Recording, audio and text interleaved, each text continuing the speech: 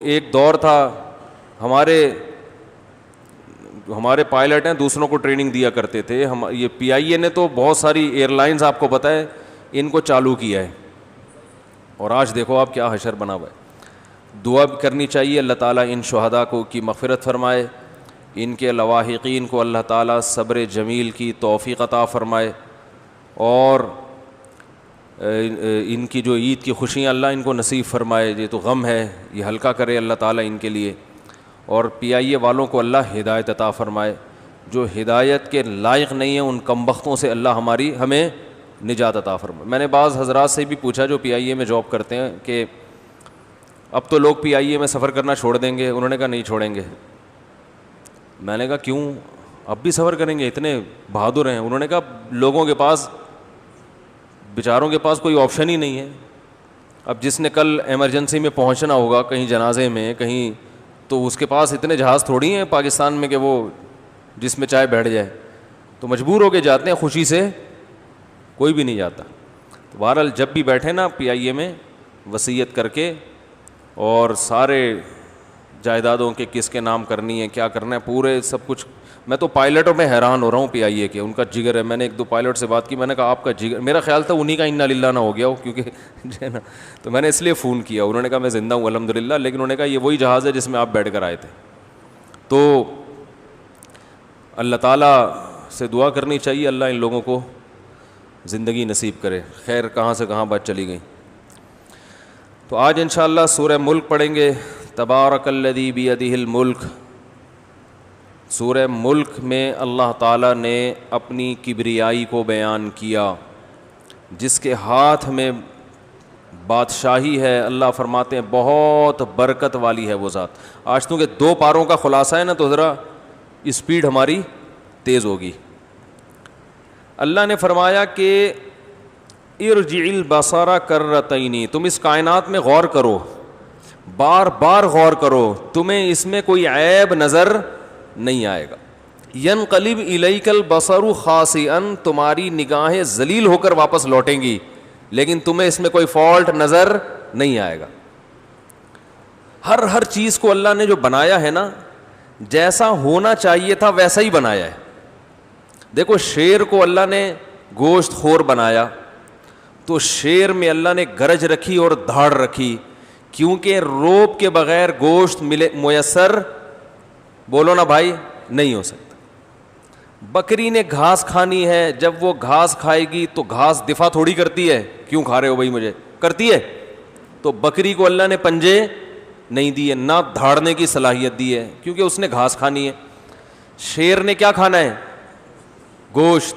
گوشت اس کو کوفتے بنا کے کوئی سامنے تھوڑی رکھے گا, گوشت کے لیے اس کو ہرن کا شکار کرنا ہے. تو اگر اس کو بکری جیسی باڈی دے دی جاتی تو وہ ساری زندگی ہرن کی لالچ میں بیٹھا رہتا, اور کوئی ہرن اس کو لفٹ کرانے کے لیے تیار نہیں ہوتا, نہ کوئی ترس کھاتا.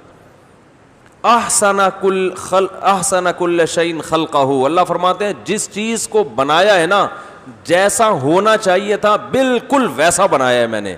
یہ اس کی علامت ہے کہ کوئی بنانے والا ہے, یہ آٹومیٹیکلی خود سے نہیں بنی. ارے بھائی خود بخود بنی ہوتی تو اتنا خوبصورت نظام تو نہیں ہوتا. اچھا دیکھو, کچھ جانور ایسے ہیں جن کے جبڑے میں طاقت بہت ہے اور چیڑ پھاڑ کی صلاحیت بہت ہے, ان کی اسپیڈ کم ہے. اب دیکھو ہرن کی اور شیر کی اسپیڈ ایک جیسی ہوتی, تو شیر نے تو جنگل کے ہرنوں کا سب کا تیا پانچا برابر کر دینا تھا نا. چیتا جو ہے نا, اس میں شیر کے جبڑے جیسی طاقت نہیں ہے, لیکن اسپیڈ شیر سے زیادہ. یعنی ایک فالٹ پیدا کیا تو دوسری کوئی کوالٹی پیدا کر دی. کچھوے کو آپ دیکھ لو, انتہائی سست ترین جانور.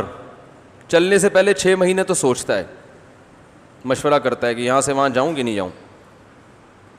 پھر چلے گا تو تھوڑا سا بھی اسپیڈ بریکر آ گیا نا کہیں, رک جائے گا وہیں.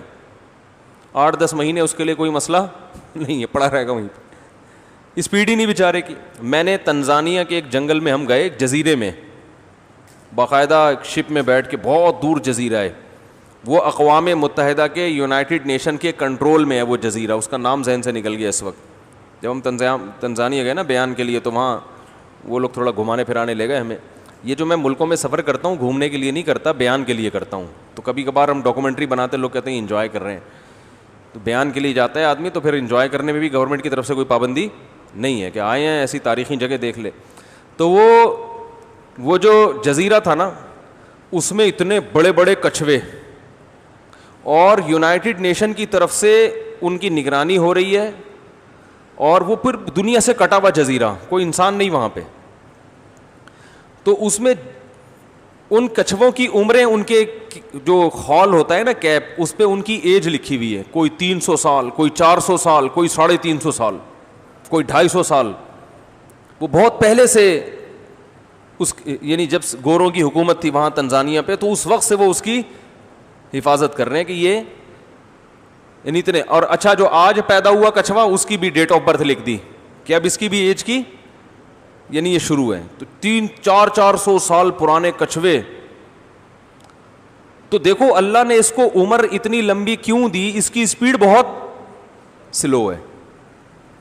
تو اب سارے کام اللہ نے کہا کہ تجھے جلد بازی کی اب ضرورت نہیں ہے کیونکہ تیرے پاس ٹائم بہت ہے جینے کا, اب اس کو جلدی کی ضرورت ہی نہیں ہے. اب کیا ہے کہ جب کوئی جانور شکار, اب دیکھو اتنا سست جانور ہے وہ تو اپنا ڈیفینس کر ہی نہیں سکتا نا. کوئی بھی جانور جب شکار کے لیے اس کی طرف بھاگے گا تو یہ بیچارہ تو بھاگ سکتا ہی نہیں ہے. شیر آئے, چیتا آئے, کوئی بھی آئے وہ تو اس کو مار کے چلا جائے, یہ اس کے بھاگنے کا آپشن ہی نہیں ہے. چلنے کا نہیں ہے, بھاگنے کا کہاں سے ہے. تو اللہ میاں نے کیا دیا, اس کا اتنا مضبوط خول, بڑا خول بنا دیا. اللہ نے کہا جیسے ہی کوئی جانور حملہ کرے گا نا تو خول کے نیچے اپنے آپ کو گردن سمیت چھپا لینا. اب ہوگا کیا, وہ اتنا مضبوط خول ہے اس پہ بندہ کھڑا ہو جائے کوئی اس پہ اثر ہی نہیں پڑتا. تو اب کچھوا کیا کرے گا, جو قریب کھڑا ہوا جانور ہے نا, جانور یہ سوچے گا کہ یہ اس خول سے باہر نکلے گا تو میں جھپٹوں گا, آخر ایک نہ ایک دن تو نکلے گا نا. ارے کوئی ڈاکو کسی گھر میں چھپ جائے تو پولیس چاروں طرف سے گھیرا کر لیتی ہے اور ناکہ بندی کر دیتی ہے کہ بھائی آج نہیں تو کل, کل نہیں تو پرسوں نکلے گا, ورنہ تو بھوکا مرے گا نا. بھائی کب تک پڑا رہے گا, نکلے گا. تو وہ جو ہے نا, اب وہ شیر چیتے کھڑے ہوئے ہیں اس کے پاس, وہ کیا کرے گا, اندر غائب. اب شیر چیتا کہے گا بھائی کبھی نہ کبھی تو باہر آئے گا نا, کب تک چھپو گے پیڑوں کی آڑ میں, کبھی تو ملو گے لنڈا بازار میں, ہے بھائی کبھی تو نکلو گے.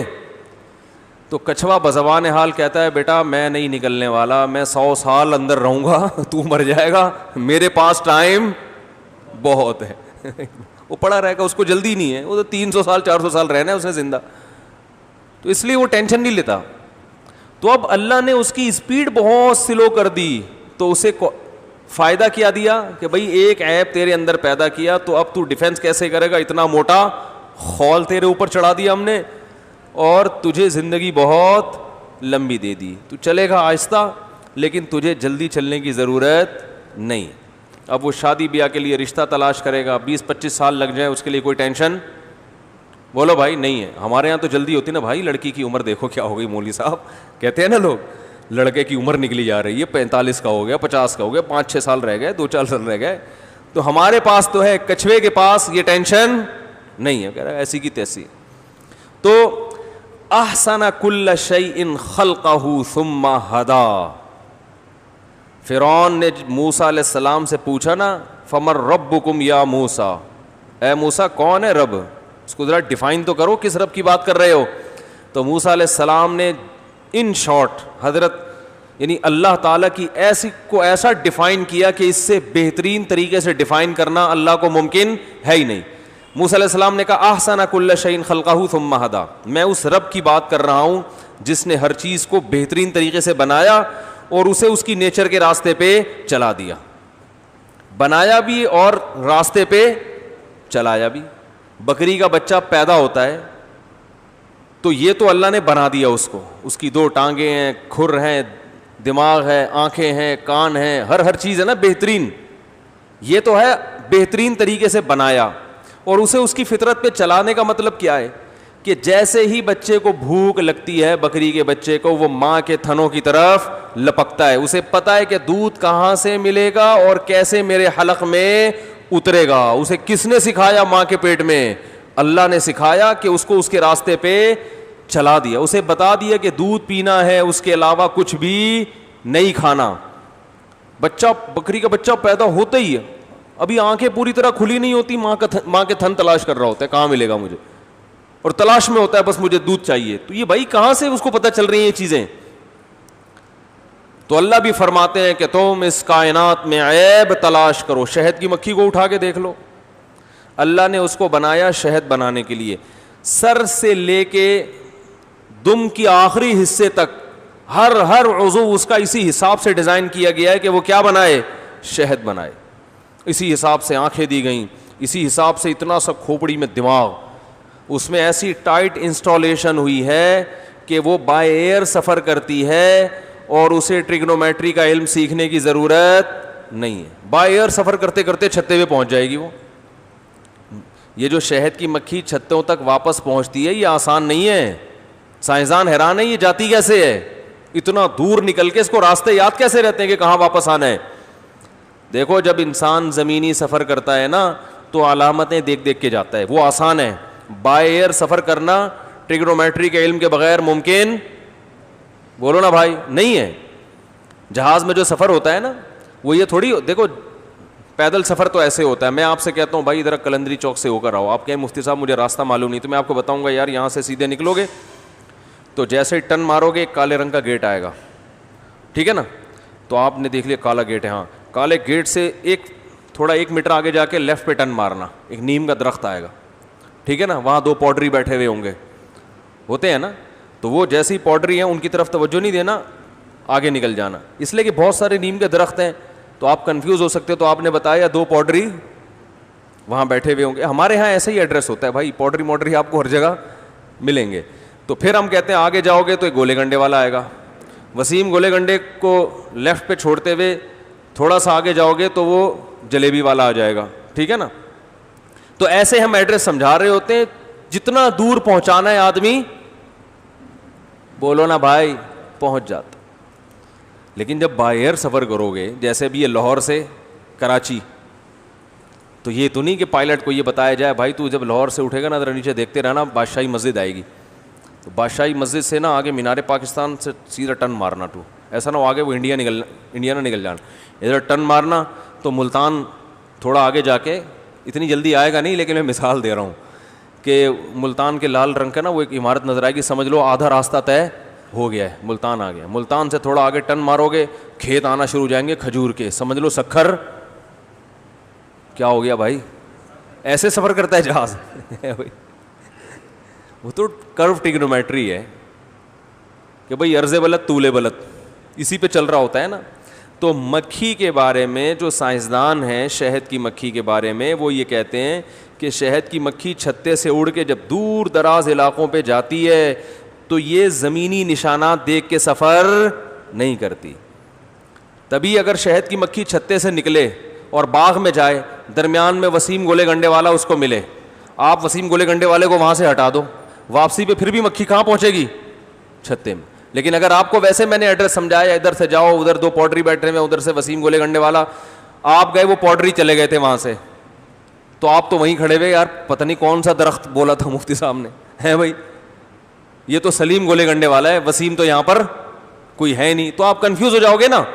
مکھی کنفیوز نہیں ہوتی, جاتے ہوئے وسیم گولے گنڈے والا ہو یا آتے ہوئے سلیم گولے گنڈے والا ہو, مکھی کی صحت پہ اس سے کوئی اثر نہیں پڑتا. اس نے بائی ایئر سفر کرنا ہے اور سورج کی کرنوں سے اندازہ لگاتی ہے, سائے سے اندازہ لگاتی ہے کہ میں جب نکلی تھی تو یہ سایہ یہاں تھا, واپسی پہ یہ سایہ یہاں ہے. اس سے پتہ نہیں اس کے دماغ میں اللہ نے ایسا کرو ٹریگنومیٹری کی ایکویشنز انسٹال کر دی ہیں کہ اتنا پیچیدہ علم کہ تبھی قرآن کہہ رہا ہے فَاسْلُكِي سُبُلَ رَبِّكِ ذُلُولًا, اے مکھی تو شہد کی تو پھلوں کی تلاش میں دور دراز علاقے کی طرف چلی جا, گھبرانا نہیں, واپسی کے لیے تیرے رب نے تیرے راستے تیرے لیے مسخر کر دیے. ذلولا کا معنی ان کو ذلیل کا معنی کم تر بنا دیا. تو ان راستوں پہ بیٹھ کے آئے گی, وہ راستے تیرے فرما بردار ہیں, تجھے راستے سے پوچھنا نہیں پڑے گا, راستے تجھے خود بتائیں گے کہ کہاں جانا ہے. تو نے راستوں کو ہم نے تیرا غلام بنا دیا ہے.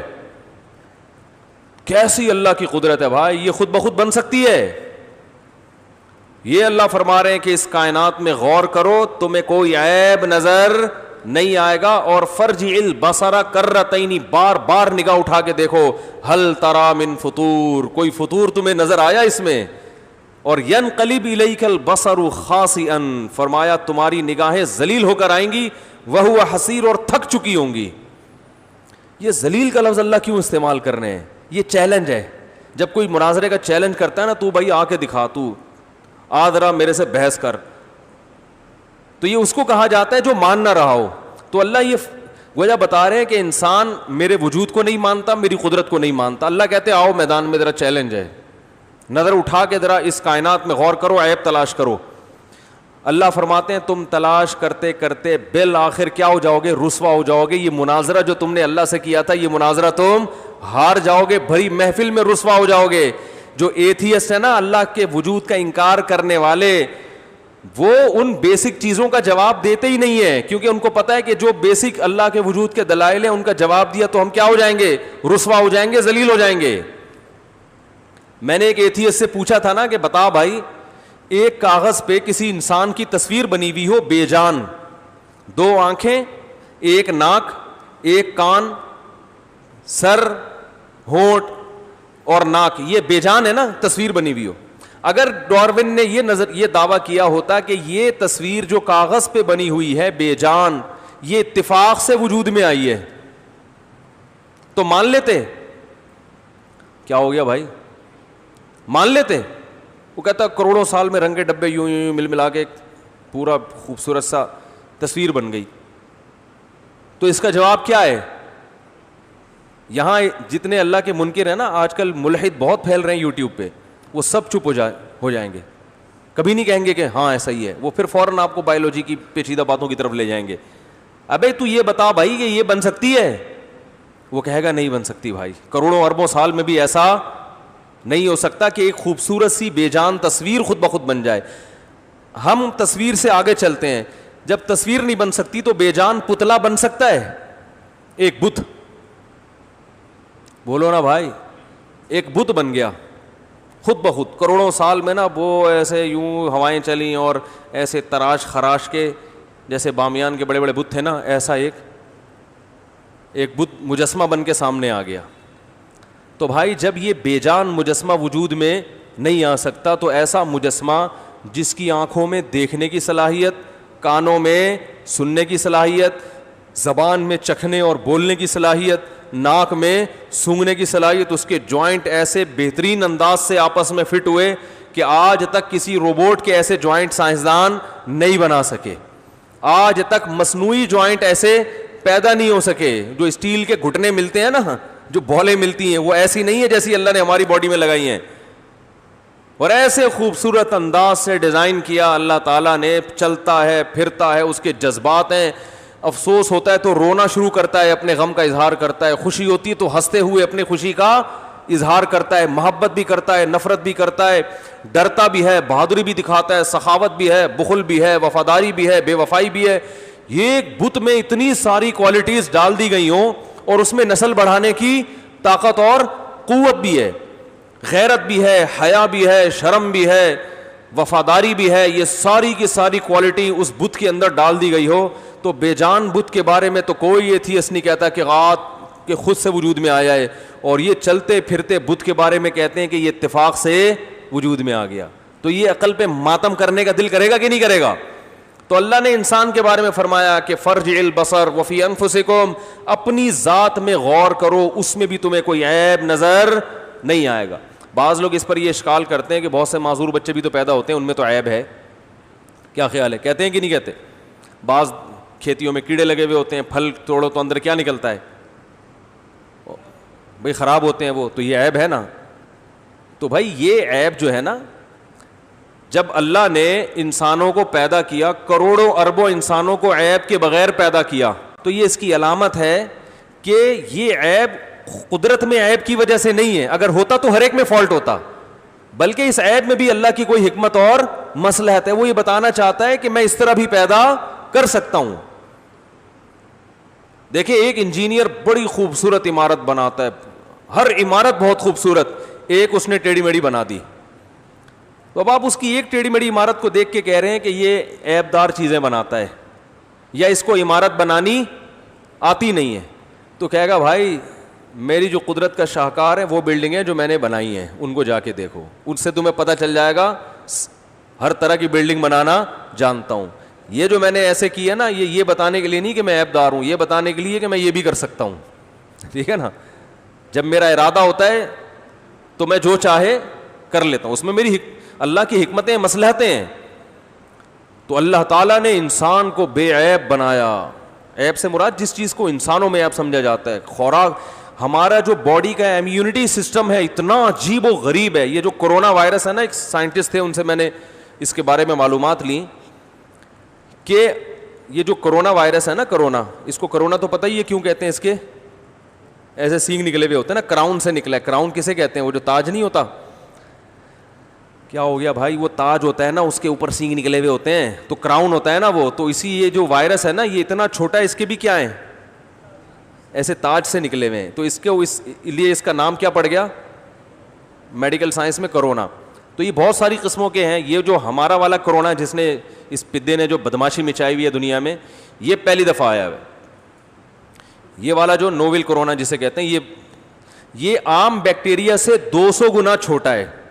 اب میرا مقصد کوئی میڈیکل سائنس کی بقراتیاں آپ کے سامنے پیش کرنا نہیں ہے. یہ آپ کے مفتی صاحب نے پتہ نہیں کیا ٹاپک شروع کر دیا. بس بتانے کہ اللہ کی قدرت دیکھو کہ جب کوئی بیماری حملہ کرتی ہے تو ہماری باڈی اس سے لڑتی کیسے ہے. تو یہ خود بخود تھوڑی ہو سکتا ہے یہ سسٹم. تو یہ جو کورونا نوول ہے نا, یہ بدماش, یہ ہے جس نے بدماشی دنیا میں مچائی ہوئی ہے. یہ عام بیکٹیریا سے جو چھوٹے چھوٹے جو ہمیں نظر نہیں آتے, ان سے 200 گنا سے بھی زیادہ چھوٹا ہے. تو اس لیے میں نے تو اس کو, ڈاکٹر نے تو کورونا نوول کا نام دیا, لیکن میں نے اس کو پدے بدماش کا نام دیا ہے.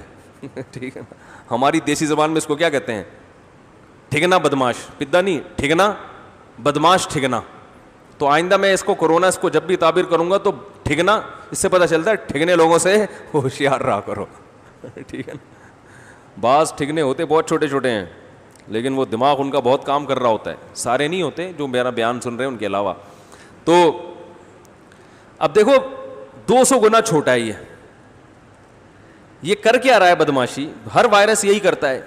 یہ وائرس کم بخت آپ کے ناک سے جب گھسا نا, اندر گیا پھیپڑوں میں, تو پھیپڑوں سے جا کے یہ چپک جاتا ہے. اچھا, یہ کوئی حیات جانور نہیں ہے, جرثومہ نہیں ہے. جیسے بیکٹیریا میں تو جان ہوتی ہے نا, ہل رہے ہوتے ہیں, اس کو تو اسپرے کرو مر جائیں گے فوراً, یا اینٹی بایوٹک کھاؤ فوراً ختم ہو جاتے ہیں. اس کی مثال دیتے ہیں ڈاکٹر, جیسے بیج ہے نا, نہ اس میں روح ہے اور نہ اس کو بے جان کہہ سکتے ہیں. جیسے پودے ذی روح چیز تو نہیں ہوتے مگر ہوتے جاندار ہیں. تو یہ جب ہمارے پھیپڑوں میں جا کے چپکتا ہے, ہمارے سیل میں داخل ہوتا ہے, تو جیسے بیج جو ہے نا, بیج جب آپ زمین میں بوتے ہیں تو وہ اپنے حساب سے زمین کے, وہ اپنے حساب سے اگنا شروع ہو جاتا ہے نا, اپنے حساب سے. تو یہ بھی جب پھیپڑوں میں جاتا ہے تو جو ہمارے سیل ہیں ان کو اپنے حساب سے تبدیل کرنا شروع کر دیتا ہے. اور وہ کیا ہوتے ہیں کہ ہمارے جو سیل ہے نا, وہ کورونا وائرس میں چینج ہونا شروع, 1 سے 2, 2 سے 4, 4 سے 8, 8 سے 16, 16 سے 32 ملٹیپلائی ہونا شروع ہو جاتے ہیں. تو اب اللہ کی قدرت دیکھو کہ جیسے ہی ہماری باڈی میں کوئی وائرس داخل ہوتا ہے نا, تو ہمیں پتہ بھی نہیں ہوتا, ہماری باڈی اس وائرس کی باقاعدہ اسٹڈی کرنا شروع کر دیتی ہے. سمجھ رہے ہیں, وہ یہ دیکھتی ہے ہو کیا رہا ہے, یہ کون سا بدماش کس راستے سے آیا ہے اور اس کو پکڑنا کیسے ہے. تو باقاعدہ ہمیں نہیں پتا, ہم گھوم رہے ہیں, ہو سکتا ہے ہمیں یہاں پتہ نہیں کتنے لوگوں کو پازیٹیو ہو. گھبرائے نہیں, بھاگے نہیں, بیٹھے رہیں فاصلے سے بیٹھے ہوئے, ٹائم لگائے گا یہاں سے وہاں پہنچنے میں.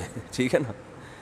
تو یہ کیا کرتا ہے بدماش کہ یہ اب جیسے لنگس میں داخل ہوا اور وہ کیا ہوا, وہ کورونا بننا وہاں پہ اسٹارٹ ہو گئے, 1 سے 2, 2 سے 4, اور پھیپڑے ختم ہونا شروع.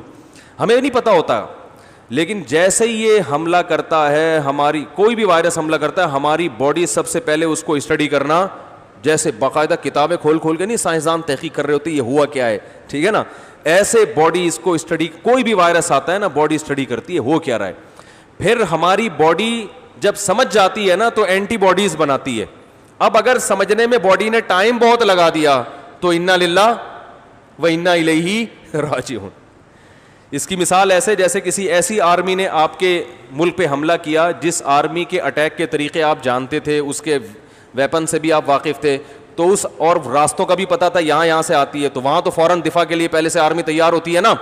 تو جو وائرس ہماری باڈی کو پہلے سے اٹیک کرتے رہے ہیں یا باڈی ان کا اٹیک جھیل چکی ہے, تو وہ وائرس تو جیسے ہی باڈی میں آتا ہے باڈی فوراً پکڑ کے اس کا گلا گھونٹ کے مار دیتی ہے اس کو.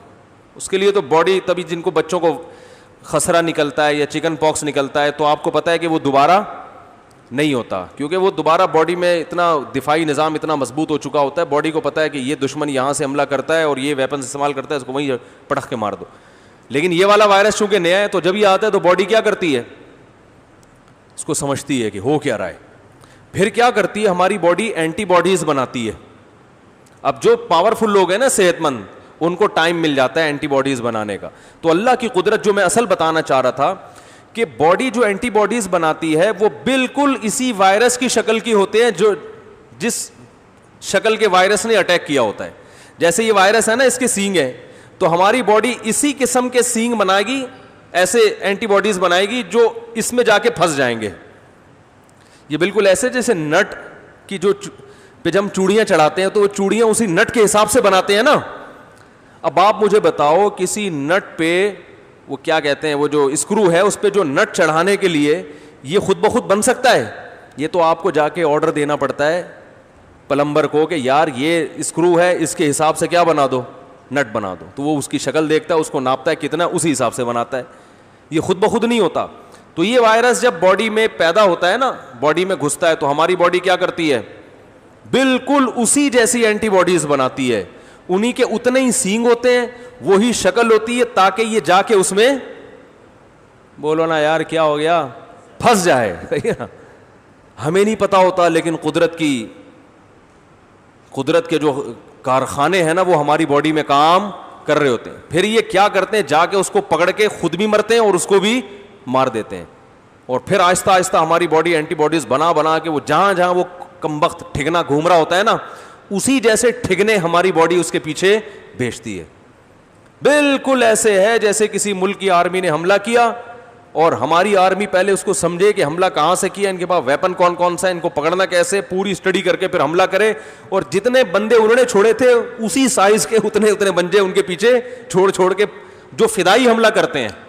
کیونکہ اینٹی باڈیز جو ہے نا جب یہ وائرس کو مارتی ہیں تو خود بھی کیا ہو جاتی ہیں, ختم. یہ بالکل فدائی حملہ ہے, وہ جا کے دھماکے ہو رہے ہیں, اور ہماری باڈی کو زندہ رکھنے کا قدرت کی طرف سے, بولتے کیوں نہیں یار, انتظام ہو رہا ہے. پھر کیا ہوتا ہے کہ ہماری باڈی ایک وائرس کمبخت کو بھی نہیں چھوڑتی ہے, لیکن اس کے بعد باڈی اتنی مضبوط ہو جاتی ہے کہ دوبارہ کوئی ٹھگنا ہمیں بیمار نہیں کر سکتا. وہ اینٹی باڈیز باڈی میں ہمیشہ کے لیے رہ جاتی ہیں کہ اب تو آ کے دکھا. پہلی دفعہ تو ہمیں پتہ نہیں تھا, اسٹڈی میں ٹائم لگا تھا نا, اب تو آ کے دکھا. تبھی کہتے ہیں نا کورونا سے جس کو ایک دفعہ اٹیک ہو گیا دوبارہ اٹیک کا چانسز بہت کم ہوتے ہیں. تو یہ تو میں نے ایک چیز بتائی ہے, ہر بیماری کے ساتھ یہی ہو رہا ہے اور 24 گھنٹے ہو رہا ہے.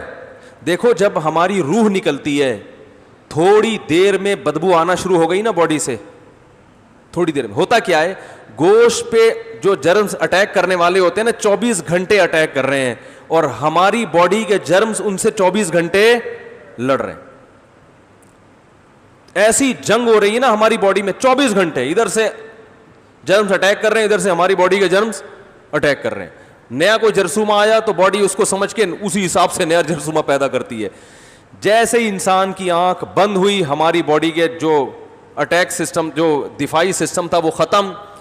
پھر اللہ بتا دیں کہ دیکھو اب تمہارے اندر دفاع کرنے والا کوئی بھی نہیں ہے, تو 10 منٹ کے بعد مردے کا حال دیکھو کیا ہوتا ہے. ایسے جرمز اٹیک کرتے ہیں کہ وہ تو غنیمت ہے. جرمز تھوڑے دیر کے بعد پھر جو کیڑے پڑتے ہیں, پھر جو بدبو آتی ہے, تو یہ کیسا نظام ہے بھائی, یہ بت خود سے بن گیا, اور اس کے اندر دفاعی نظام جیسے وائرس ہیں اسی جیسے اینٹی باڈیز بن کے اس کو پکڑ رہی ہیں, حملہ کر رہی ہیں. خدا کی قسم ان میں سے ایک کام بھی خود بخود نہیں ہو سکتا, یہ ناممکن ہے. تو اللہ فرماتے ہیں وفی انفسکم, اپنے آپ کے اپنے اندر غور کر. میڈیکل سائنس میں تو ڈاکٹروں کو تو اللہ پہ زیادہ ایمان لانا چاہیے, وہ تو زیادہ اللہ کو پڑھتے ہیں. ایک سائنسدان تھا, ہمارے فزکس کے ٹیچر تھے 9th کلاس میں, اللہ ان کی مغفرت فرمائے, اگر دنیا سے جا چکے ہیں, بہت عمر تھی ان کی. بڑی اچھی باتیں کیا کرتے تھے, بہت ماہر تھے. انہوں نے بتایا کہ ایک انگریز سائنسدان کے بارے میں کہ وہ کان پہ جس سائنسدان نے ریسرچ کی ہے نا, جب وہ لیبارٹری میں ریسرچ کر رہا تھا تو حالانکہ وہ غیر مسلم تھا, بے اختیار اس کی زبان سے انگلش کا ایک ورڈ نکلا, وہ چیخا لیبارٹری میں, اور اس جس کا ترجمہ یہ بنتا ہے کہ خدا واقعی بہت زبردست سننے والا اور دیکھنے والا ہے. اس نے کہا خدا نے ایسا کان بنا دیا, سننے کا جو سسٹم ہے ہمارا بے انتہا پیچیدہ ہے, ریز آ کے ٹکرا رہی ہیں, ٹھیک ہے نا, اور ہمارا کان ہر ریز میں فرق کر رہا ہے کیونکہ فریکوینسی الگ الگ ہوتی ہے نا. اب جو میں الفاظ بول رہا ہوں, جو لہریں نکل کے آپ کے کان سے ٹکرا رہی ہیں, یہ ہر لفظ کی الگ لہر بن رہی ہے اور اسی سے آپ کا کان فرق کر رہا ہے کہ یہ بول کیا رہا ہے. تو لہروں کا کھیل ہے, ریز کا کھیل ہے. تو وہ چیخ اٹھا, اس نے کہا کہ جس نے یہ کان بنایا ہے وہ یقیناً بہت سننے والا اور دیکھنے والا ہے. ایسی سننے کا آلہ اس نے لگا دیا, خود کتنا سنتا ہوگا وہ. تو بھائی جب بصیرت کی آنکھیں کھول کے انسان کائنات پہ غور کرے گا تو ہر چیز میں اسے اللہ کا وجود نظر آئے گا, اور جب بصیرت کی آنکھیں اندھی ہو جائیں گی تو مخلوق میں ہر چیز اسے اللہ سے دور کرے گی. تبھی جو دنیا میں زیادہ غور کرتے ہیں یا تو اللہ کے بہت قریب ہو جاتے ہیں یا مادہ پرست بن جاتے ہیں. ایک بات سنا کے اپنی بیان کو ختم کرتا ہوں. یہ واقعہ میں نے پہلے بھی 2-3 دفعہ بیان کیا. ہمارے ایک ابھی جاننے والے ٹیچر ہیں وہ, تو وہ مجھے بتا رہے تھے کہ یونیورسٹیوں میں نا آج کل ایتھیزم بہت زیادہ پھیل رہا ہے, الحاد بہت پھیل رہا ہے. تو کہہ رہے تھے کہ ہمارے ایک پروفیسر ہیں جو ملحد ہیں, میرے ساتھ گاڑی میں سفر کر رہے تھے اور کھلے عام اللہ کا انکار کرتے ہیں وہ. تو کہنے لگے کہ مجھے بتاؤ کہ گاڑی کے ایکسیلریٹر پہ اگر ہم پاؤں رکھتے ہیں تو گاڑی چلتی ہے, ایکسیلریٹر پہ پاؤں رکھتے ہیں تو چلتی ہے, بریک پہ پاؤں لگتے ہیں تو رکتی ہے. تو خدا تو کچھ نہیں کر رہا, معاذ اللہ. خدا کہاں ہے؟ ہر کام کسی لاجک سے ہو رہا ہے, اللہ معاذ اللہ نہیں ہے. یہ کہتے ہیں اللہ کرے گا, اللہ سے ہوتا ہے, اللہ سے غیر سے نہیں ہوتا. کہاں اللہ کر رہا ہے؟ گاڑی پہ یوں چلاؤ تو چلے گی, روکو تو بھائی اللہ تو جب ہے کہ جب روک رہے ہو, لیکن اللہ چلا رہے ہیں اس کو. جب چلا رہے ہیں تو اللہ کیا کر رہا ہے؟ روک رہا ہے. تو ایسا کچھ بھی نہیں ہے, ہر کام سبب سے ہوتا ہے. میں نے کہا بھائی ان پروفیسر کی جو بصیرت کی آنکھیں ہیں وہ کیا ہو گئی ہیں؟ اندھی. یہ جو گاڑی کی انہوں نے مثال دی نا, یہی خدا کے وجود کی بہترین مثال ہے کہ گاڑی جب تک ایکسیلریٹر پہ پاؤں نہیں رکھتے چلتی نہیں ہے. تو گاڑی ایک حرکت سے, ایک کنڈیشن سے دوسری کنڈیشن میں تبدیل نہیں ہو سکتی جب تک کہ چینجر نہ ہو, اس کو چینج کرنے والا نہ ہو. تو گاڑی خود سے بن کیسے سکتی ہے جب تک کہ بنانے والا نہ ہو, ہے بھائی؟ اور جب گاڑی کو کسی نے بنایا تو وہ خود کیسے بن سکتا ہے جب تک کہ اسے کوئی بنانے والا نہ ہو؟ پتہ ہے چلا, یہاں ہر چیز کی ایک لاجک ہے, خود بخود کچھ نہیں ہوتا. تو سوال پیدا ہوتا ہے پہلی دفعہ کیسے ہو گیا؟ تو اس کی بھی لاجک ہے. وہ لاجک یہی ہے کہ ایک ذات ایسی ہے جو کسی کچھ کام کرنے میں کسی لاجک کی محتاج نہیں ہے.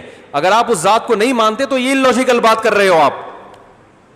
بہت مشکل ہے بھائی, بہت مشکل ہو گیا سمجھانا آج. تو یہ خود سارا دن ان لاجیکل باتیں کر رہے ہوتے ہیں اور ہمیں کہتے ہیں ہم ہر چیز کی لاجک تلاش کرتے ہیں.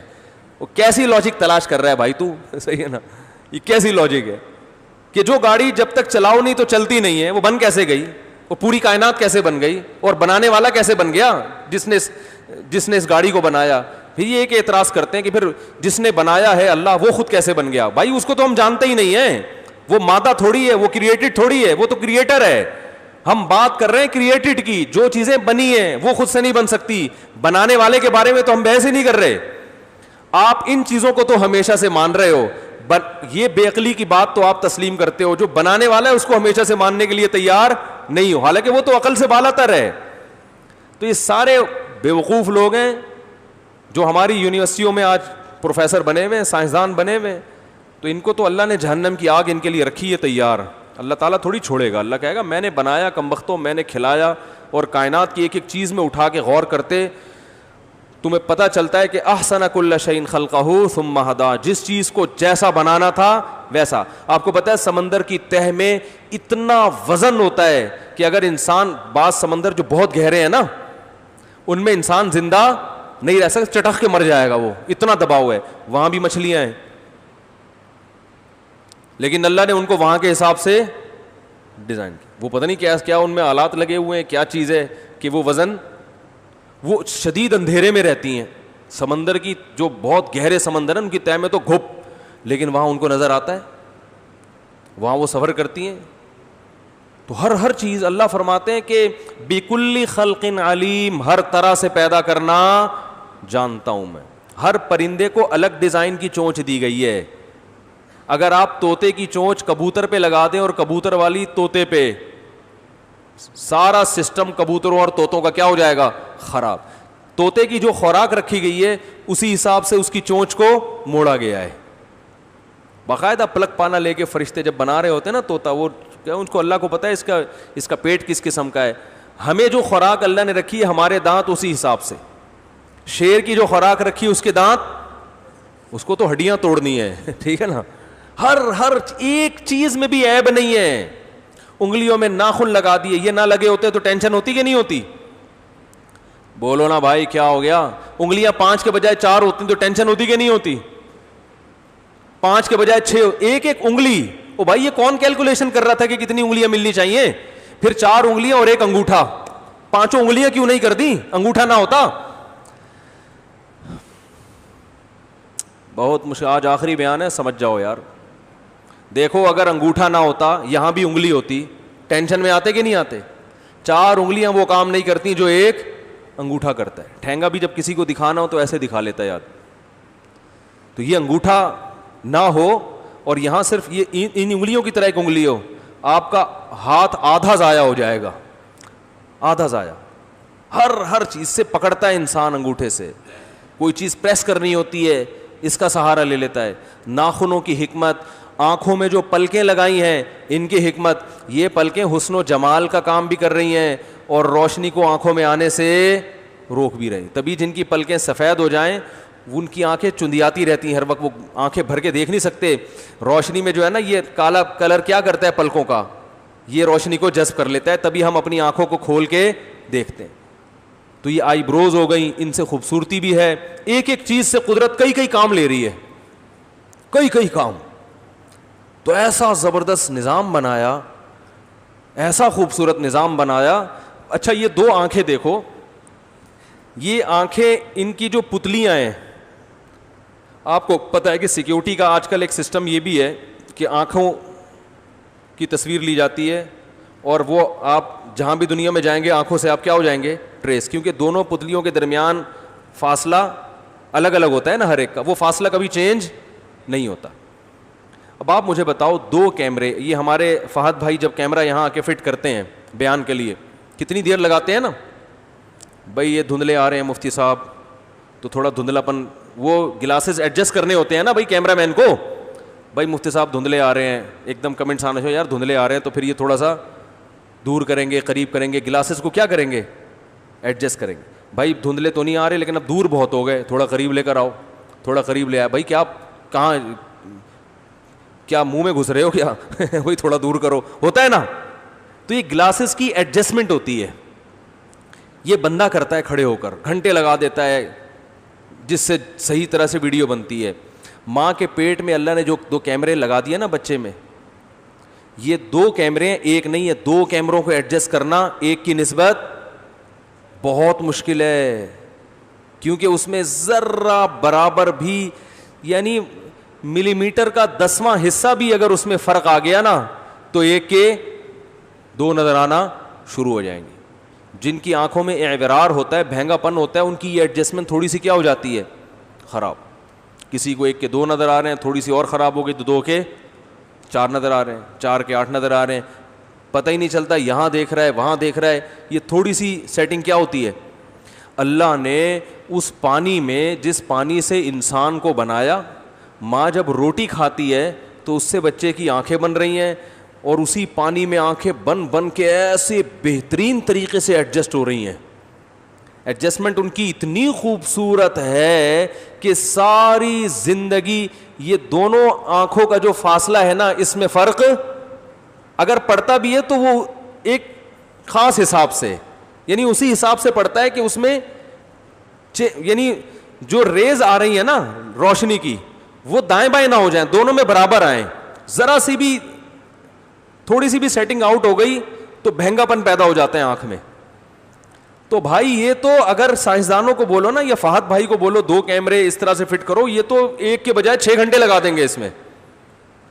تو اللہ تعالیٰ نے کیسے لگا دیا, اور ان آنکھوں کی ایڈجسٹمنٹ کو کہتے ہیں یہ خود بخود ہوئی ہے. یہ ہو سکتا ہے خود بخود؟ پانی میں ایسی آنکھیں فٹ ہو رہی ہیں اور اتنی خوبصورت طریقے سے کہ 1 ملی میٹر کے بھی 10ویں حصے کا بھی فرق اس میں نہیں آ رہا. یہ تو بہت ہی کوئی فرشتہ پلک پانا لے کے اور وہ ورنیئر کیلیپر لے کے بیٹھا ہوا ہوگا ٹھیک ہے نا, کہ یار ذرا سا بھی ہو گیا نا تو بچوں کی اماں مجھے بددعائیں دیں گی کہ میرا بچہ کیا پیدا ہوا ہے, یہ دیکھ کدھر رہا ہے.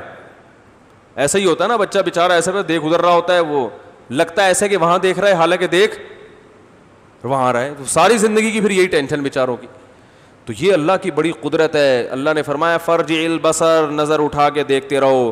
ہاں اللہ اپنی قدرت کے لیے بعض دفعہ اعورار پیدا کر دیتا ہے آنکھوں میں, بچوں کو مہنگا پن بھی ہوتا ہے, وہ اللہ نے اپنی قدرت, لیکن اس کا نظام خراب نہیں ہے, سسٹم بہت زبردست بنایا ہوا ہے اس نے. تو بھائی یہ خود بخود کچھ بھی نہیں ہو سکتا, یہ سارا ایک. اچھا پھر اللہ نے انسان کو میں ایسی فلیکسیبلٹی رکھی ہے کہ جس علاقے میں ہوگا وہیں اسی حساب سے باڈی اپنے آپ کو ڈھال دے گی. جو صحرائی علاقے کے لوگ ہیں جہاں پانی کم ہے, ان کی باڈی کو پانی کی زیادہ ضرورت نہیں ہوتی, اور جو چشموں میں رہنے والے لوگ ہیں ان میں پانی کی کمی ہو جاتی ہے پانی نہ پینے کی وجہ سے, کیونکہ زندہ رہنا ہے نا. اب ساری دنیا ایک جیسی تھوڑی ہے, تو اللہ نے کہا انسان کو زندگی دینی ہے تو جہاں رہے گا اس کی باڈی میں ایسی. ہم جو کراچی کا پانی پی کے زندہ ہیں تو یہ پانی کی خاصیت تھوڑی ہے. ارے ہم جو کراچی کا پانی پی رہے ہیں جس کا فارمولا لیاری والے سے کسی نے پوچھا تھا نا پانی کا فارمولا کیا ہے, ہائیڈروجن ڈائی آکسائڈ ہے نا H2O, تو اس سے پوچھا کہ پانی کا فارمولا کیا, اس نے کہا ABCD NH4Cl اور پتہ نہیں کیا کیا. اس نے کہا یہ کیا کہہ رہے, لیاری کے پانی کا یہی فارمولا ہے بھائی. وہ ہائیڈروجن کے 2 اور آکسیجن کا 1, وہ پرانے زمانے کا کوئی بارش کا پانی تھا. یہ جو ہمارے یہاں جو پانی آ رہا ہے نا اس کا وہ فارمولا نہیں ہے. تو یہ جو ہم کراچی میں پانی پی کے زندہ ہیں, تو آپ کا کیا خیال ہے یہ پانی اتنا اچھا ہے جو ہم زندہ ہیں؟ یہ پانی کی خاصیت نہیں ہے, ہماری باڈی نے اس پانی کو سمجھ لیا ہے. باڈی کو پتہ ہے یہ کم بخت یہی پیے گا, اس کے علاوہ تو یہ تو سدھرنے کا نام نہیں لے رہا. تو باڈی اپنے آپ کو اسی حساب سے, جیسے بچے ماں باپ بچوں کے ساتھ کمپرومائز کر لیتے ہیں, بھائی بچہ تو سدھرنے کا نام نہیں لے رہا, چلو اب ہم اسی برائی کے ساتھ اس کو گھر میں رکھتے ہیں, سٹا لگاتا ہے کیا کریں, بس تو چھپ کے لگا لیا کر, ادھر بیٹھ جا کر, دوسرے کمرے میں جا کے بیٹھ جا کر. اب بچے کو گھر سے تو نہیں نکال سکتے نا والدین. عورت شوہر کے ساتھ گزارا کر لیتی ہے, بھائی اب یہ عیب ہے نہیں سیدھا ہو کے دے رہا, تو چلو اب میرے میاں میں یہ برائی ہے, اسی برائی کے ساتھ میں اس کے ساتھ گزارا کروں گی. میاں بعض دفعہ بیوی کی خامیاں برداشت کر لیتا ہے, تو یہ سب معاشرے میں چلتا ہے. تو بالکل اللہ نے باڈی کا بھی یہ سسٹم لگایا ہے کہ باڈی پہلے تو احتجاج کرتی ہے, پانی جب پیو گے باڈی بیمار ہوگی, گلا خراب ہوگا, نزلہ ہو رہا ہے, زکام, باڈی کہہ رہی کیا انسان ہو, ہائیڈروجن ڈائی آکسائڈ پلا بھائی میرے کو, یہ تو کیا پلا رہا ہے. لیکن ہمارے پاس اس کے علاوہ NH4 اور ABCD کے علاوہ کچھ ہے ہی نہیں. تو پھر اللہ نے کہا اس طرح تو سارا کراچی مر جائے گا. پھر ایک کراچی نہیں ہے, وہ تو بنگالی پاڑا ہے, وہ تو ایک بھی زندہ نہیں رہے گا بنگالی پاڑے میں, وہ تو بیچارے پتہ نہیں کیا پی رہے ہیں, تو یہ تو ساری آبادی ویسے ہی مر جائے گی. تو پھر اللہ نے باڈی کو سمجھا دیا کہ بھائی تو اپنے آپ کو اسی حساب سے ڈھال لے. اب کیا ہوتا ہے کہ کوئی انگریز آئے اور یہ پانی 1 گلاس پیے, صبح تک اس کا جنازہ اٹھ جائے گا, وہ زندہ نہیں رہ سکتا. لیکن وہ حیران ہوتا ہے یار یہ صبح و شام افطاری میں بھی یہی, سحری میں بھی یہی پی رہے ہیں. بھائی اس لیے کہ ہماری باڈی نے کمپرومائز کر لیا ہے کہ بھائی اس نے تو یہی پینا ہے.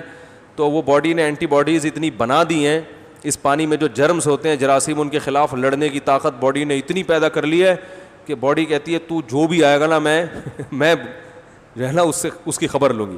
اچھا یہ جو کرونا وائرس سے ہمارے پاکستان میں بہت زیادہ لوگ متاثر نہیں ہو رہے نا, بعض ڈاکٹر اس کی ایک ریزن یہ بھی بیان کرتے ہیں کہ ہمارے ہاں ملیریا کے جو پیشنٹ ہیں نا وہ بہت ہیں. ایک ڈاکٹر نے مجھے بتایا کہ بہت سے لوگ ہمارے ملک میں ایسے ہیں جن کو ان کا خیال ہے کہ ہمیں ملیریا نہیں ہوا, لیکن ان کو بھی ہوا ہوگا, کیونکہ مچھروں نے یہاں ہول سیل کے حساب سے ہمیں کاٹا ہے کہ نہیں.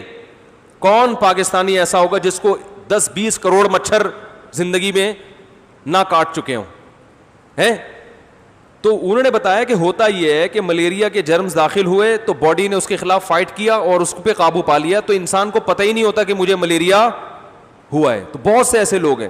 تو انہوں نے کہا یہ تحقیق تو نہیں ہے لیکن ایک تھیوری ہے کہ جن لوگوں پہ ملیریا کا اٹیک ہوا ہے نا ان پہ کورونا کا اٹیک کم اثر کر رہا ہے. یہ ریسرچ نہیں ہے, یہ ڈاکٹروں کی تھیوریز ہوتی ہیں کے اندازے ہوتے ہیں کہ جن علاقوں میں ملیریا زیادہ پھیلا تھا انہوں نے دیکھا وہاں کرونا کے آثار ذرا کم ہیں. تو ایک وجہ یہ ہے, یہ ہو سکتی ہے کہ جو ہماری جن اینٹی باڈیز نے ملیریا کی باڈیز سے فائٹ کی ہے نا, تو وہ اس سے لڑنا بھی یہ اسی سے کچھ آپس خاندان ایک ہی ہوگا, سلام دعا ہوگی ان دونوں وائرس کی آپس میں. تو بہت سی بیماریاں اٹیک کر رہی ہوتی ہیں, ہمیں پتہ ہوتا ہی نہیں ہے, اور ہماری باڈی اس پہ کور. میں نے ایک دفعہ وہ بلڈ دینے کے لیے گیا انڈس ہاسپٹل, وہ لوگ ساری بلڈ کی رپورٹس دیتے ہیں. میں نے خون دیا تو انہوں نے رپورٹ دی, انہوں نے کہا آپ زندگی میں کسی کو خون نہیں دینا. میں نے کیوں بھائی؟ انہوں نے کہا آپ پہ تو ہیپاٹائٹس کا بڑا خاندانی قسم کا اٹیک ہوا ہے, ٹھیک ہے نا. تو میں نے کہا ہمیں تو کبھی نہیں ہوا. انہوں نے کہا اللہ نے آپ پہ فضل کیا, آپ کی اینٹی باڈیز نے اس اٹیک پہ اللہ کے حکم سے قابو پا لیا. انہوں نے کہا اب انشاءاللہ اللہ کی رحمت سے امید ہے آپ کو ہیپاٹائٹس کبھی بھی نہیں ہوگا. اللہ کی رحمت تو اللہ ہی کے ہاتھ میں ہے. انہوں نے کہا آپ کو انشاءاللہ کبھی بھی نہیں ہوگا کیونکہ آپ کی باڈی نے اس کے خلاف کیا کر لی ہے. ہمیں دیکھو پتہ بھی نہیں چلا, ہم تو ایسے ہی گھوم رہے ہیں, انڈے پراٹھے اسی طرح سے کھا رہے ہیں. لیکن انہوں نے کہا ہوا ہے, اور وہ باڈی نے کیا کر لیا, کور. لیکن انہوں نے کہا کسی کو آپ نے بلڈ دیا تو اس کا کوئی گارنٹی بولو بھائی نہیں ہے. اب کسی کو آپ نے بلڈ دیا نا, اس کی باڈی میں ایک قطرہ بھی آپ کے خون کا چلا گیا تو انہوں نے کہا اس کا کوئی بھروسہ نہیں ہے کہ اس کی باڈی فائٹ کر پائے یا نہیں. تو اس کے انا للہ ہونے کے 50% چانس ہیں. تو آپ نے بلڈ نہیں دینا. اب آپ گھبرائیں نہیں. ان ڈاکٹر نے مجھے قسمیں اٹھا کے کہا کہ یہ بلڈ کے علاوہ کسی اور چیز سے نہیں لگتا, گلے ملنے سے نہیں لگتا, جھوٹا پینے سے نہیں لگتا, ٹھیک, صرف یہ لگتا کس سے ہے, جب بلڈ کسی کے بلڈ میں جائے گا تو اس سے لگتا ہے. اس کے علاوہ نہ چھینکنے سے, نہ تھوکنے سے, نہ گلے ملنے سے, کسی بھی اس طرح کی ایکٹیویٹیز سے یہ وائرس جو ہیپاٹائٹس کا یہ نہیں پھیلتا. اس لیے آپ گھبرائیں نہیں. کورونا کی وجہ سے تھوڑا فاصلہ رکھیں, آپ کسی کو بھی ہو سکتا ہے, لیکن گھبرائیں نہیں. آپ کو پتہ چلا اگلے ہفتے بیان سننا ہی چھوڑ دیا آپ لوگوں نے. لیکن میرے لیے ایک ٹینشن اس خبر کے بعد یہ ہو گئی ہے کہ میں انڈس ہاسپٹل کی طرف سے لوگوں کو خون دینے کی ترغیب دے کے خود پتلی گلی سے نکل جاتا ہوں. اب انہوں نے کئی میرے بیانات رکھوائے خون دینے کی اسلام میں اہمیت, میں بڑا زبردست شاندار بیان کرتا ہوں بھائی, بلڈ دینے سے یہ, بلڈ دینے سے زندگی کسی کی بچاؤ, ایک انسان کی زندگی بچائی جیسے ہزاروں کی زندگی بچا لی. لوگ کہتے ہیں آج تو مفتی صاحب 25-30 بوتلیں تو خود دیں گے, اتنے زبردست فضائل. اور جیسی بیان کیا سائڈ سے نکل. اب مجھے شرم آ رہی ہوتی ہے, لوگ کیا بولیں گے یار. پہلی دفعہ جب میں نے خون دیا نا, پہلی سے مراد یہ کہ جب یہ بیان کر کے پہلی دفعہ تو میں نے لوگوں کو ترغیب دی, پھر میں نے اپنا بلڈ بھی دیا. تو میں نے جو بلڈ دے دیا تو اس کے بعد انہوں نے جب وہ سب کا ٹیسٹ کرتے انہوں نے کہا بھائی آپ بلڈ نہیں دیجیے گا آئندہ, آپ کو نہیں ہوگا لیکن کسی اور کو ہو سکتا ہے. تو اس لیے میں اگر خون دینے کی ترغیبات دوں اور پھر خون نہ دوں تو یہ نہ سمجھیں کہ یہ کنجوسی کر رہا ہے, یہ آپ کے خیر خواہ. وہ پتہ نہیں کتنے لوگوں کو تو ہم بلڈ پہلے دے چکے ہیں.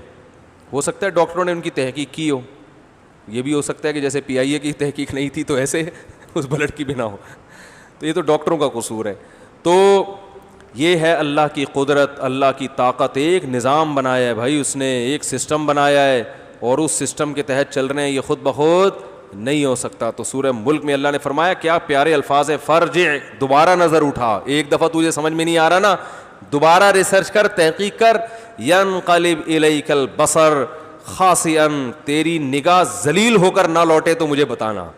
وہو حسیر, اور تھک چکی ہوگی. تھک کا مطلب تو اتنا سروے کرے گا کوئی ایک چیز تو ملے جس میں فالٹ ہو, جس کے سسٹم میں فالٹ ہو, جس کے نظام میں خرابی ہو. اللہ فرماتے ہیں تھک ہار کے بیٹھ جائے گا.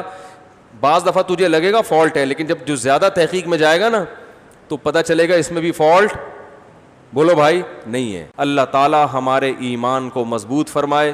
اور یہ جو رمضان ہمارا گزرا ہے, یہ بس 29واں 30ویں پارے کا بھی ایک ہی بات سمجھ میں آ جائے نا تو بس پورا قرآن سمجھ میں آ گیا. وہی اللہ ہے اور اکیلا ہے, اور اس نے کسی مقصد کے لیے ہمیں پیدا کیا ہے, اور وہ مقصد ہے اس کی عبادت کرنا.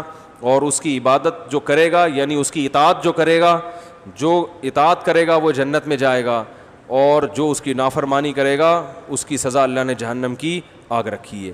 یہی پورے قرآن کا خلاصہ ہے. اللہ تعالیٰ ہمیں رمضان کی برکتیں نصیب فرمائے. ہم سے جو عبادتیں ہوئیں اللہ وہ قبول فرمائے. عبادتوں میں جو کوتاہی ہوئی ہم سے اللہ ہمیں معاف فرمائے. روزے میں جن لوگوں سے کوتاہی ہوئی اللہ معاف فرمائے. اور رمضان کی بہاریں اللہ ہمیں بار بار ہماری زندگی میں نصیب فرمائے. اور یہ جو وبا ہمارے ملک میں پھیلی ہوئی ہے, اب آپ ایسا نہ ہو بے احتیاطی شروع کر دیں کہ ہمیں تو ملیریا ہوا ہوا تھا اور اب ہمیں کچھ نہیں ہوگا. بہت سو کو بہت کچھ ہو بھی رہا ہے. سوشل ڈسٹینس بہرحال رکھیں, ٹھیک ہے نا. تو احتیاط کر لینے میں, اور 1 سال کے لیے یہ دماغ سے نکال دیں کہ اب 1 سال تک ایسے ہی رہنا ہے, آپ نے عادت ڈال لیں. عید پہ جھپیاں پا کے نہ ملیں آپس میں, ویسے مل رہے ہیں بعض لوگ تو 3 دفعہ ملتے ہیں. ایک دفعہ وائرس نہیں گیا, وہ کہہ رہے ہیں ایک اور دفعہ ٹرائی کرتے ہیں اب چھینک کے دیکھتا ہوں دوبارہ. تو ویسے بھی عید پہ گلے ملنا کسی حدیث سے ثابت نہیں ہے. تو بس عید کی نماز پڑھی بھائی, السلام علیکم, وعلیکم, دور سے بلوٹوتھ کے ذریعے, وائی فائی کے ذریعے سلام. تو مجبوری کے حکام ہے نا, مجبوری کے لوگ کہتے ہیں ہم مسافہ ہی چھوڑ دیں. بھائی پوری زندگی کے لیے نہیں چھڑوایا جا رہا, تھوڑے وقت کے لیے. تو 1 سال دماغ میں رکھیں, تاکہ اس سے پہلے یہ وائرس ختم ہو گیا تو ٹھیک ہے, نہیں تو 1 سال دماغ میں رکھیں. تھوڑا سوشل ڈسٹینس رکھیں, فاصلہ رکھیں, اور احتیاط کر لیں. تو اپنے لیے نہیں, دوسروں کے لیے کر لیں, گھر کے بوڑھوں کے لیے کر لیں. جوان آدمی کا امیونٹی سسٹم مضبوط ہوتا ہے, بوڑھوں کا مضبوط نہیں ہوتا, تو ان کو بھی تو زندہ رکھنے کی کوشش کرنی چاہیے نا, کل آپ پہ بھی بڑھاپا آئے گا. تو ان کے لیے احتیاط کر لیں. تو اس طرح سے جو ہے تھوڑے دن احتیاط کر لیں. عبادات انفرادی طور پر کریں, جماعت سے نماز پڑھنی ہے تو جو فاصلے جس طرح علماء نے بتایا تھا, ہماری مسجد میں تو نشان لگے ہوئے ہیں, تھوڑا فاصلے سے بیٹھیں. تو انشاءاللہ یہ وبا اللہ نے چاہا ختم ہو جائے گی.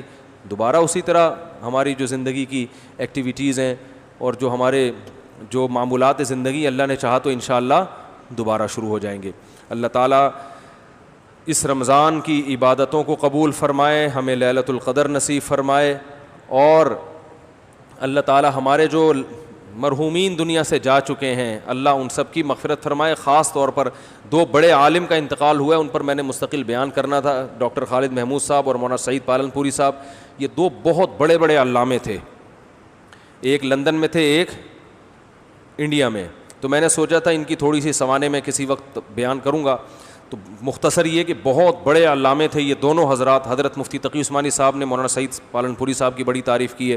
حجت اللہ البالغہ جو کتاب ہے نا, شاہ ولی اللہ رحمۃ اللہ علیہ کی, ایسی کتاب ہے جو گورے پڑھاتے ہیں اپنی. آج بھی فلسفے میں ان کی کتاب پڑھائی جاتی ہے جرمنی میں, ہم لوگ اپنے لوگوں کی قدر نہیں کرتے.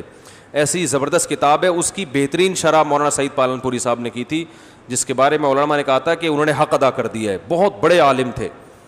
تو یہ دونوں عالم ایک دن کے فرق سے دونوں کا انتقال ہو گیا. بہت بڑا علمی سرمایہ, اس سے ہم محروم ہو گئے. ان کے لیے بھی خاص دعا کریں, اللہ ان کے درجات کو بلند فرمائے, اور اللہ ہمارے ہاں علماء پیدا کرتا رہے, اہل حق علماء پیدا ہوتے رہیں, کیونکہ جب علماء ختم ہو جائیں گے تو اللہ اس نظام عالم کو ختم کر دے گا. حدیث میں آتا ہے ان اللہ لا يقبض العلم انتزاعا من صدور العلماء ولكن يقبض العلماء. اللہ علم کو دنیا سے ایسے ختم نہیں کرے گا کہ علماء کے سینوں سے علم اٹھا لے, بلکہ اللہ علماء کو اٹھانا شروع کر دے گا. فاذا لم يبق عالم, پھر جب کوئی عالم دنیا میں باقی نہیں رہے گا, اتخذ الناس جہالا رؤوسا, لوگ جاہلوں کو اپنا سردار بنا لیں گے. فظلوا فافتوا بغیر علم, علم کے بغیر وہ فتویٰ دیں گے, یہ حلال ہے, یہ حرام ہے. حضرت معاویہ ایسے تھے, حضرت معاویہ نے یوں کیا, ابو سفیان یوں تھے, حضرت عمر نے یوں کیا, حضرت عثمان یہ ایسے تھے. آج ہو رہا ہے نا, صحابہ کو برا بلا کہا جا رہا ہے. تو فرمایا افتوا بغیر علم, علم کے بغیر علم میں عمق نہیں ہے. حدیثوں کے نمبر یاد کرنے کو علم نہیں کہتے. علم فرمایا علم کے بغیر فتویٰ دیں گے. فضلوا, خود بھی گمراہ ہوں گے, واضلوا, اور لوگوں کو بھی گمراہ کریں گے. تو یہ علماء کا دنیا سے اٹھنا, ایک ایک کر کے اٹھنا, یہ کوئی اچھی علامات نہیں ہے. اللہ تعالیٰ سمجھنے کی عمل کی توفیق عطا فرمائے. سبحانک اللہم و بحمدک نشہد ان لا الہ الا انت نستغفرک ونتوب الیک. کسی نے سوال پوچھا ہے, مفتی صاحب بیان میں نماز ادا ہو جاتی ہے, آج کل گرمی ہے تو گھر میں کبھی کبھار, اچھا بنیان میں نماز ادا کریں تو ہو جاتی ہے. بھائی بنیان میں نہ پڑھیں, جو پراپر ڈریس ہے نا اسی میں نماز پڑھنی چاہیے. تو بنیان میں گرمی لگ رہی ہے تو بنیان اتاریں, جیسے میں نے کرتا پہنا ہوا ہے بنیان کے بغیر, گرمی ہو رہی ہے نا اسی وجہ سے, تو بغیر بنیان کے کرتا خالی پہن لیں. بنیان تو اور گرم ہوتا ہے, وہ باڈی سے چپکا ہوا ہوتا ہے نا, ہوا نہیں پاس ہوتی. کرتا پہنے, ڈاکٹر عامر لیاقت سے ادھار لے لیں 2-3 دن کے لیے اگر آپ کو کہیں نہیں ملتا, تو اچھا سا کرتا پہنے, ہلکا سا کرتا ہو گرمی میں, اس میں نماز پڑھیں. چڈی بنیان میں نماز, چڈی تو نہیں ہے خیر, لیکن بنیان میں نماز پڑھنا ادب کے خلاف معلوم ہوتا ہے. سبحانک اللہم و بحمدک نشہد ان لا الہ الا انت نستغفرک ونتوب الیک.